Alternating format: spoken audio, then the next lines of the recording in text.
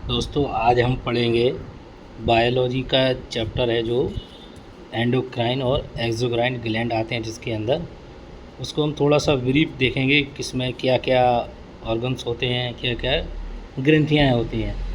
तो हमारा जो एंडोक्राइन सिस्टम है और एक होता है एंडोक्राइन सिस्टम और एक होता है एक्सोक्राइन सिस्टम। एंडोक्राइन सिस्टम वो होता है जिसे हम हिंदी में बोलते हैं, एंडोक्राइन को बोलते हैं अंतःस्रावी और एक्सोक्राइन को बोलते हैं हम बाह्यस्रावी ग्रंथियाँ। ठीक है। एंडोक्राइन का मतलब ये है, एंडो का मतलब ये होता है, अंतःस्राव का मतलब जिसके अंदर कोई केमिकल कंपाउंड बनेगा तो उसको मतलब किसी एक ग्लैंड की ज़रूरत नहीं है, वो सीधा का सीधा उसी नलियों में जाके मिल जाएगा। एक्सोक्राइन होता है जिसको हमें कुछ ग्लैंड की ज़रूरत होती है। तो अंतःस्रावी ग्रंथियाँ जो अंदर के अंदर स्राव कर देती हैं और ये बाह्यस्रावी ग्रंथियाँ जो बाहर की ओर स्राव करती हैं। तो हम शुरुआत करते हैं। पहले आता है ग्लैंड क्या होता है। ग्लैंड का मतलब होता है, ग्लैंड मतलब है कुछ नलियाँ या कुछ ग्रंथियाँ होती हैं ऐसी कोई भी ऑर्गन, और चूँकि ऑर्गन से ही मिलके बहुत सारे टिश्यू बनते हैं तो ऑर्गन या टिश्यू का एक ग्रुप होता है। तो ग्लैंड मतलब कि जो कुछ केमिकल कंपाउंड को बनाते हैं, केमिकल कंपाउंड बनाते हैं तो वो ग्रंथियाँ। अब केमिकल कंपाउंड में क्या क्या होता है, हमारा जूस होता है जिसको हम रस बोलते हैं, जूस बनता है उसमें, एंजाइम्स होते हैं उसमें, कुछ हमारे हार्मोन्स भी होते हैं। तो ग्लैंड का मतलब है जो केमिकल कंपाउंड बनाए, जूस बनाए, एंजाइम बनाए या हार्मोन्स बनाए। ठीक है। तब उसे ऑर्गन टिश्यू ग्रुप ग्लैंड नहीं बोलेंगे। इसके बाद हो गया जैसे कि लीवर है, लीवर हमारा क्या बनाता है, एक रस बनाता है, उसको हम बोलते हैं ग्लैंड बोलेंगे। तो लीवर हमारा क्या होता है, एक ग्लैंड आता है। क्योंकि हमारा जो जूस होता है और हमारे जो एंजाइम्स होते हैं, जूस और एंजाइम मिलकर के हमारे पाचन में सहायक करते हैं। ठीक है। और चूँकि हमारे जो हार्मोन्स होते हैं ये हमारे बॉडी के अंदर जो बायोकेमिकल या बायोलॉजिकल जो रिएक्शंस होते हैं उनको ये कंट्रोल करता है। तो जूस का काम क्या है, जूस और एंजाइम्स हमारी पाचन क्रिया में सहायक होते हैं और हमारे जो हार्मोन्स होते हैं ये हमारी बॉडी के बायोलॉजिकल रिएक्शन पर नियंत्रण करते हैं। अगर बायोलॉजिकल रिएक्शन हमारी अनबैलेंस होने लगती हैं तब हमें बीमारी होने का एहसास होने लगता है या बीमारी हमें होने लगती हैं। तो इस प्रकार से हमारा जो भी ऑर्गन या जो हमारा ग्लैंड्स होगा उससे हमें जूस मिलेगा, उससे हमें एंजाइम मिलेगा, उससे हमें हार्मोन मिलेगा। ठीक है। इसके बाद है एक्सोक्राइन ग्लैंड क्या होती हैं। एक्सोक्राइन ग्लैंड वो होती हैं जिसमें क्या है, जूस और आपका एंजाइम निकालती हैं। और हार्मोन्स वो ग्रंथियाँ होती हैं जो हार्मोन मतलब कि जो हार्मोन्स आपके एंडोक्राइन सिस्टम से जनरेट होती हैं। तो जूस और एंजाइम एक्सोक्राइन देती हैं और आपके हार्मोन्स को आपके एंडोक्राइन देती हैं। जैसे कि ऐसा ग्लैंड जो या तो एंजाइम या जूस दे उसे हम एक्सोक्राइन ग्लैंड कहेंगे। इसके बाद एंजाइम क्या होते हैं, किसी अदर ऑर्गन में ट्रांसफ़र या बॉडी से ही ट्रांसफ़र कर देते हैं। ठीक है। इसके बाद बाह्य स्रावी ग्रंथियाँ जो बाहर स्राव करें उसे हम बोलते हैं एक्सोक्राइन ग्लैंड बोलते हैं। जैसे कि पसीना, पसीना हमारे शरीर के बाहर निकलता है तो उसके लिए कुछ हमें नलियों की ज़रूरत होती है, परंतु जो हमारे हार्मोन्स होते हैं उन्हें कोई नलियों की ज़रूरत नहीं होती है, वो स्वतः ही किसी रक्त के उस स्राव के साथ जोड़ देती हैं। इसके बाद जैसे हमारा लीवर हो गया, लीवर हमारा क्या देता है, हमें एक पित्त रस देता है। लीवर हमारा क्या देता है, हमको पित्त रस देता है। तो उस पित्त रस को लीवर बाहर हमारे छोटी आंत को दे देता है। तो लीवर ने हमारा क्या बनाया है, पित्त रस। तो पित्त रस को हमारा वो एक नली के सहारे उसको दे देता है, स्मॉल इंस्टेटाइन या छोटी आंत को दे देता है। इसके बाद जो हार्मोन को रिलीज करती हैं उन्हें हम एंडोक्राइन ग्लैंड्स या अंतःस्राव ग्रंथियाँ होती हैं, अंदर ही बनाया जाता है और अंदर ही बनाकर उसको रख लिया जाता है। इसको कहीं बाहर भेजने की ज़रूरत नहीं होती है या इनके पास डक्ट नहीं होता है।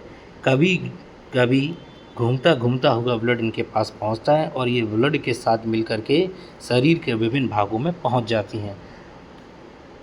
ब्लड घूमता पहुंच जाता है जैसे। तो इसके बाद है कुछ जैसे कि हमारा मिक्स ग्लैंड भी होते हैं। मिक्स ग्लैंड का मतलब ये होता है जो हमें जूस भी दे, जो हमें एंजाइम भी दे, जो हमें हार्मोन्स भी दे। तो ये हमारा होता है पेन क्रिया जिसे बोलते हैं हम अग्नाशय। अग्नाशय एक आपकी मिक्स ग्लैंड होती है जो हमें जूस, एंजाइम और हार्मोन तीनों देती हैं।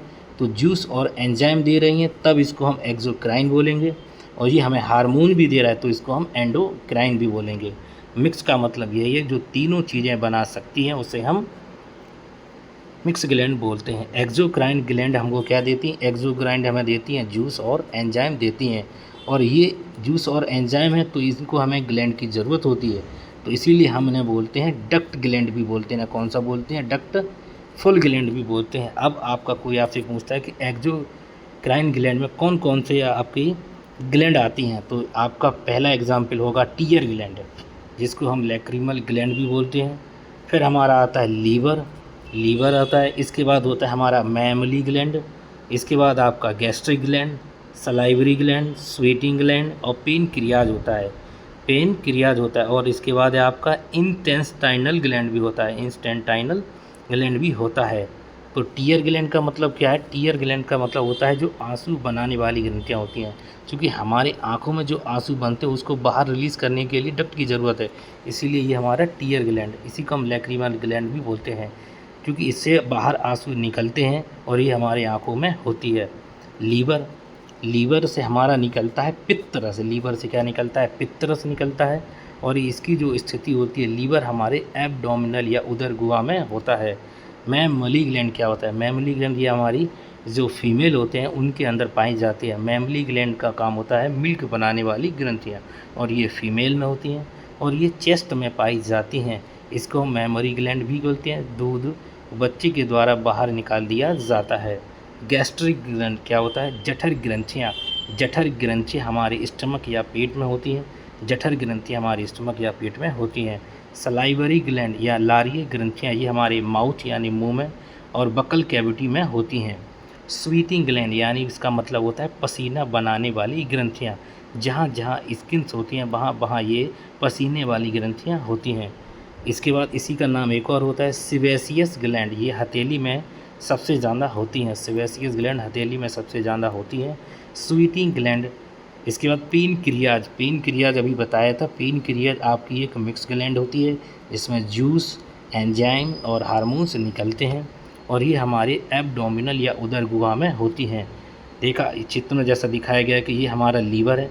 लीवर ने क्या देखा? बाइल जूस को छोड़ा, पित्त रस को छोड़ा, और यहाँ पर हमारी पेनक्रियाज है, जो पेनक्रियाज हमारे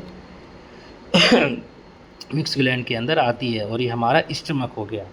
तो इस तरीके से अब हमारा आता है इंस्टेंटाइनल ग्लैंड। आती हैं ग्रंथियाँ जो हमारी छोटी आंत में होती हैं। मानव के ये सबसे इम्पोर्टेंट क्वेश्चन बनते हैं कि मानव शरीर के सबसे बड़ी बाह्य स्राव ग्रंथि कौन सी है? लीवर होता है। मानव शरीर के सबसे बड़ी बाह्य स्राव ग्रंथि या लीवर या यकृत होती है। मानव शरीर की सबसे छोटी बाह्य स्रावी ग्रंथि टीयर ग्लैंड या लैक्रिमल ग्लैंड होता है। तो कोई आपसे पूछता है कि बाह्य स्राव ग्रंथियों में सबसे बड़ी कौन सी है, तो आपको बोलना है लीवर। कौन सा ग्रंथि है? लीवर से निकलने वाली लीवर है। इसके बाद मानव शरीर की सबसे छोटी बाह्य स्राव कौन सी है? टीयर ग्लैंड या लैक्रिमल ग्लैंड होता है। इसके बाद हो गया, अगर ये इसके बाद हम अगला चैप्टर आगे चलते हैं। ये हो गया जैसे एक ये इसमें लिखा हुआ है मेरे नोट्स में कि थायराइड ग्रंथि से निकलता है थायरॉक्सिन हार्मोन। थायराइड से थायरॉक्सिन हार्मोन और कैल्सिटोनिन हार्मोन निकलता है। अब आपसे कभी कभी पूछा जाता है कि मेटाबॉलिज्म क्या होता है? मेटाबॉलिज्म जीव के शरीर में होने वाली सभी रासायनिक क्रियाओं का कुल योग होता है। कोई भी जीव है उसके अंदर कुछ प्रक्रियाएं होती हैं, तो जीव के शरीर में होने वाली सभी रासायनिक क्रियाओं का योग, रासायनिक क्रियाओं का कुल योग। और मेटाबॉलिज्म होता है दो तरह का, एक आपका होता है एनाबॉलिज्म और एक आपका होता है कैटाबॉलिज्म। एनाबॉलिज्म का मतलब ये है कि ये सरल पदार्थों से जटिल पदार्थ बनाते हैं। एनाबॉलिज्म का मतलब ये होता है कि ये जो सिंपल आपके जो मटेरियल्स होते हैं या सिंपल पदार्थों से जटिल पदार्थ बनते हैं। और कैटाबॉलिज्म में क्या होता है? इसमें जटिल पदार्थ टूट करके सरल पदार्थ बनते हैं। ठीक है, तो सरल पदार्थों से कैटाबॉलिज्म में क्या होता है? जटिल पदार्थ टूटकर सरल पदार्थ बनाते हैं। एनाबॉलिज्म में क्या होता है? सरल पदार्थ टूट करके जटिल पदार्थ बनाते हैं। तो जब सरल पदार्थ से जटिल पदार्थ बनते हैं तो इसमें ऊर्जा खर्च होती है। जबकि कैटाबॉलिज्म में क्या होता है, इसमें ऊर्जा निकलती है। तो ये एक बेसिक डिफरेंस है, किसमें ऊर्जा खर्च होती है, किसमें ऊर्जा निकलती है। तो जब सरल पदार्थों से जटिल पदार्थ बनाओगे आप, सरल पदार्थों से जटिल पदार्थ बनाओगे तो इसमें ऊर्जा खर्च होगी, यानी आपको ऊर्जा देनी पड़ेगी। और जब कैटाबॉलिज्म होगा, यानी कुछ बड़ा और जटिल पदार्थ होगा, सरल पदार्थों में टूटेगा तो उसमें ऊर्जा निकलती है। सरल एनाबॉलिज्म का जो एग्जाम्पल है वो है प्रकाश का संश्लेषण। और प्रकाश संश्लेषण के दौरान में जो प्रोटीन का निर्माण होता है, प्रोटीन का निर्माण होना। और कैटाबॉलिज्म में जटिल पदार्थ टूटकर सरल पदार्थ बनते हैं। और कैटाबॉलिज्म का सबसे अच्छा एग्जाम्पल है श्वसन और पाचन। श्वसन और पाचन दोनों क्रियाओं में जटिल पदार्थ टूट करके सरल पदार्थों में बनते हैं और एनर्जी को रिलीज़ करते हैं, एनाबॉलिज्म होता है। ठीक है भाई, आज के लिए इतना ही पेज था मेरे लिए।